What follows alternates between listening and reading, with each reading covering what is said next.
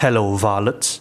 It's been a good while since you last heard my voice, but something has finally appeared for me to hit record.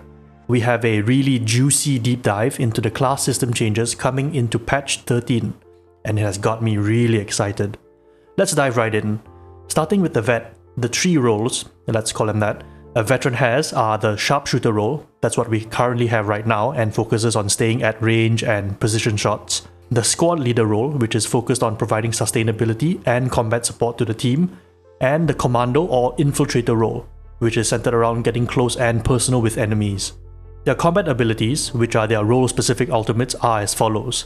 We have Executioner Stance. This is our vet's current combat ability, and by the looks of things, it's still largely the same with Counterfire's weak spot bonus baked in now. We also have Voice of Command, which is the squad leader's combat ability, and like Kruber's Shout from Vermintide 2, replenishes toughness and staggers all enemies within 9 meters.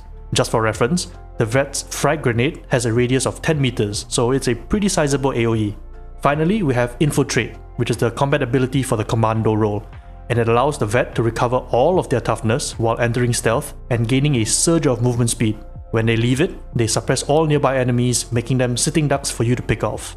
While these abilities are more or less abilities from Kruber's kit back in Vermintide 2, I think they will work very well in Darktide and definitely gives the vet a very clear path on how they would like to play. Now remember, you can mix and match different pathways to create your very own character. So don't feel disappointed that you are boxed into basically playing the Huntsman from Vermintide 2 or just playing a mercenary Kruber. Now, for their Blitz abilities, we have Shredder Frag Grenade. This is basically our current frag grenade with the Frag Storm perk baked in. The bleed is a little weaker compared to the current version, which gives 8 stacks, but I ain't complaining. 6 stacks is still pretty respectable. We also have a Smoke Grenade, which allows you to create a smoke cloud for 10 seconds. This cloud blocks enemy line of sight and reduces their visibility if they are in it.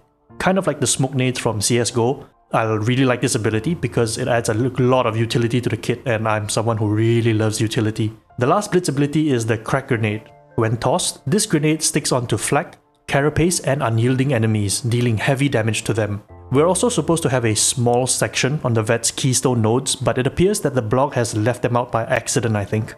Be sure to check the comments after this video is posted. I'll probably pin a comment saying that this part of the vet's missing keystones has been added back into the blog, and to check out the blog itself. Next up, we have Zealots.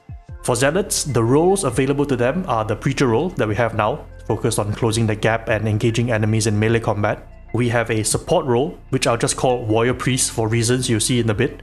This role focuses on supporting your team by augmenting their defenses in combat. And finally, we have the Stabby Zealot, designed to do exactly as it sounds, get up close and stab heretics in every which way.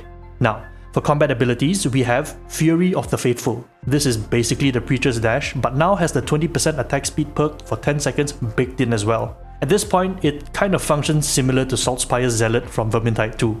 So all of you Zealot lovers rejoice. Next up, we have Chorus of Spiritual Fortitude. This is an entirely new ability where the Warrior Priest takes out a holy relic and channels their faith through it, causing a pulsing wave to occur which makes you, and you read that right, allies in coherency, stun immune and invulnerable. Each pulse also restores toughness to allies, and if their toughness is full, they get a bump up to their maximum toughness of up to plus 100.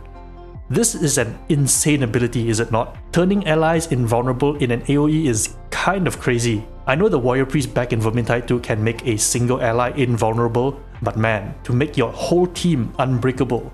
This role has a lot of clutch potential and might make missions a little bit too easy, which might explain why they need to tune enemy health and spawns as well. Finally, we have Shroud Field. You enter stealth for a brief moment and gain a surge of movement speed and a gigantic bonus towards backstab and finesse damage, that's critical and weak spot damage for those who don't know, as well as a guaranteed critical hit.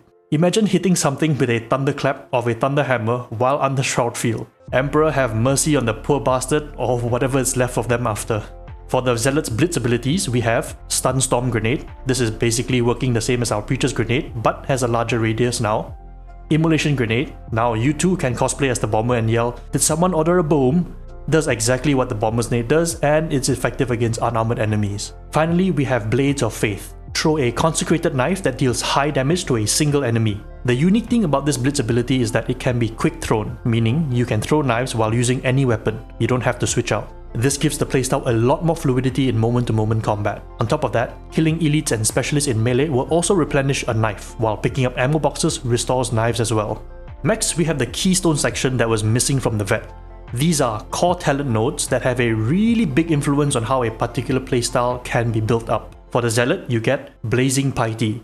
Gain 15% crit chance for 8 seconds when in Fury. You trigger Fury every time 25 enemies have died within 25 meters. After that, you have Martyrdom. Each missing wound grants you 8% melee damage, up to 9 missing wounds. Finally, we have Inexorable Judgment. Moving grants you Momentum, which stacks 20 times. When you hit an enemy, you'll spend all your stacks and gain 1% melee and range attack speed and damage for each stack. These Keystone nodes are pretty cool and really give you a direction that you might like to build towards. There is a lot I want to say, but this video will be too damn long, so let's have a very good discussion in the comments below. But before that, we're going to be moving on to the Psyker. My siblings, you have a lot to look forward to. Some so crazy that I myself can't understand if I'm reading things correctly or not. For Psykers, the 3 roles we have falls into a crowd control build path, which is kind of what we have right now with our Psykinetic. A battle mage sort of path that focuses on dealing massive amounts of damage, like a traditional mage or warlock would, and a versatile generalist sort of role. I really don't know how to describe the last one. Anyway, the combat abilities are as follows. First, we have Venting Shriek. This is our current Psykinetics Wrath. Based on the blog, nothing appears to have changed, but I guess we'll learn more about it when it comes out. The second combat ability is Telekine Shield. This allows you to spawn a psychic shield in front of you for 15 seconds. The shield blocks enemy fire but allows your team to shoot through it. Think of Reinhardt's shield from Overwatch, or a Titan Barricade with Titan Ramparts from Destiny 2. Lastly, we have Scryer's Gaze. Activating this ability puts you into a sort of berserk mode, granting you bonus damage and a critical chance upon cast, and for every second you remain in this mode, you gain more damage, capping out at a total of 40% damage. The price of this ability is that you build up peril to sustain this mode, but the peril buildup is slowed down by killing enemies. Once you hit 100% peril, you exit your berserk mode. With this ability, the battle mage build is real. You gun psychers are going to hit probably harder than vets at this rate while in Scryer mode. Now, moving on to the Psyker's Blitz abilities, we have Brain Rupture. This is essentially our Brain Burst ability. Apart from potentially doing more damage, it doesn't appear that anything else has changed, which is fine. This was already a pretty good ability. Next, we have Assail. This is the homing projectile ability, and it will seek out enemies that you are looking at. This ability has an ammo loop in it, which refills on its own over time. So I assume, the number of enemies you can hit is probably going to be determined by how many charges you have at a given time. And finally, we have Smite, which to my delight has 2 firing modes. Smite allows you to unleash a torrent of bio-lightning. If you charge it up, you deal high damage to a single target on release. If you channel it, it works like how our Surge Staff works and deals low damage but can chain between enemies. I was really hoping that Smite was going to be a blast of lightning that does good damage, but the fact it has 2 firing modes means the diversity of Psyker build paths is even bigger than I imagined. Excellent! Now, this is where things start to get a little crazy in my opinion, the Psyker's Keystone nodes. First we have Warp Siphon. This was our current Psyker's passive ability. It allows us to gain warp charges from killing elites or specials, which lasts for 25 seconds and stacks up to 4 times. On this part alone, it's a little weaker than the current one now, since you can only gain charges from elites and specials. But the second part, which allows you to spend all warp charges whenever you use a combat ability to reduce your cooldown by up to 30% at max, makes it a pretty powerful Keystone node considering the combat abilities that we have. Next, we have Empowered Psionics. Whenever you kill something, you have a 7.5% chance to empower your next Blitz ability.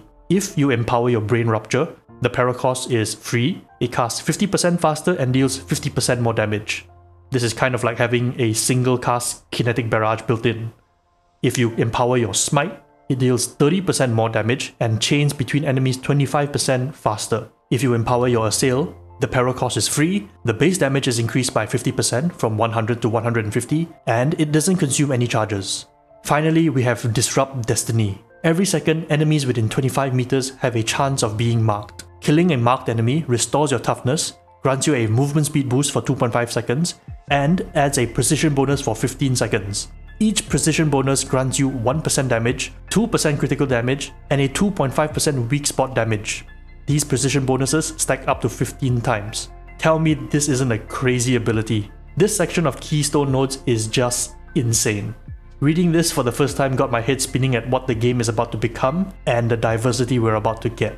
Finally, we have reached the part for Ogryns. Now, Ogryns have 3 roles: the melee brawler role, which we have now, the bodyguard protector tank role, and the ranged focus role that brings a hail of fire down on heretics. As combat abilities go, we have Indomitable. This is our current bull rush with the unstoppable feat baked in, allowing you to only stop when you hit a monster during your charge. We have Loyal Protector. This ability allows us to taunt enemies within 8 meters, forcing them to only attack you for 15 seconds. Finally, we have Point Blank Barrage. This ability kind of works like the vet's Executioner stance with sustained fire built in. Activating this ability swaps to and reloads your ranged weapon. When you do so, you have plus 25% increased fire rate and a massive 70% reload speed for 10 seconds. The blog makes it a point to say that Ogryns using the Rumbler were literally making it rain grenades with this ability active.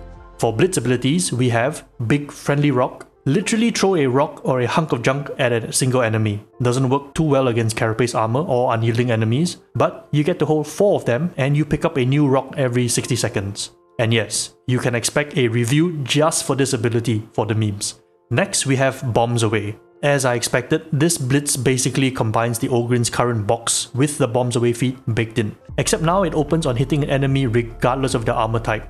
Finally, we have Frag Bomb. This is an Ogryns-sized frag grenade with a 16-meter blast radius. 16 meters. Let me remind you that the vet's maximum blast radius for their frag grenade is 10 meters. This is going to be a nuke as far as I'm concerned, and I only hope the damage lives up to its size. As for Keystone nodes, like the Ogryns, their nodes are very simple. We have Heavy Hitter, which grants us a stacking damage buff on heavy attacks. We have Feel No Pain, which gives us 10 stacks to start with. Each stack provides 2.5% toughness regen and damage reduction for a total of 25% toughness regen and damage reduction. Taking health damage removes 1 stack and you restore 1 stack every 6 seconds. Lastly, we have Burst Limiter Override. You have a 5% chance of triggering Lucky Bullet and not consuming ammo when making range attacks. I imagine if you combine this with Charm Reload, you'll be firing for a very, very long time. And with that, we've come to the end of the Devblog. There is a lot of exciting stuff ahead of us, and honestly, there's so much I want to talk about and discuss. Let's have a really good conversation about what we've just seen here in the comments below. What do you think about the roles and all the abilities you've seen here? Excited? Of course you are. I know I am. I will be covering the patch notes when it drops, as well as showcasing all the abilities as well, so make sure to stay tuned for that. The in-depth analysis and build crafting will be coming in the days after the patch drop, so if you're interested in seeing the crazy builds that I can come up with or just want to learn more about the class you're interested in, consider subscribing to stay updated. Thank you all for watching, and I will see you in the next one. Varlets.